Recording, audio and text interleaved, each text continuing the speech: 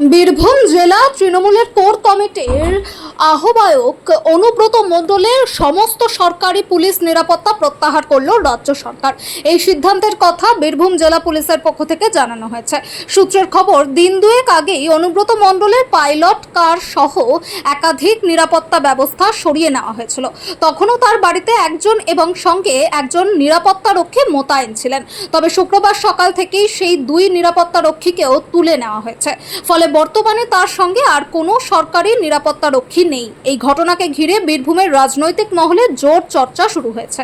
দীর্ঘদিন ধরে জেলার প্রভাবশালী রাজনৈতিক মুখ হিসেবে পরিচিত অনুব্রত মণ্ডলের নিরাপত্তা সম্পূর্ণ প্রত্যাহারের সিদ্ধান্তকে তাৎপর্যপূর্ণ বলেই মনে করছেন রাজনৈতিক পর্যবেক্ষকদের একাংশ। জানা যাচ্ছে, সরকারি নিরাপত্তা তুলে নেওয়ার পর এবার ব্যক্তিগত নিরাপত্তা রক্ষীর খোঁজ শুরু করেছেন অনুব্রত মণ্ডল। যদিও এ বিষয়ে তার পক্ষ থেকে এখনো আনুষ্ঠানিকভাবে কোনো প্রতিক্রিয়া পাওয়া যায়নি। বীরভূমের বোলপুর থেকে অনির্বাণ পাজার রিপোর্ট, বিগ নিউজ বাংলা।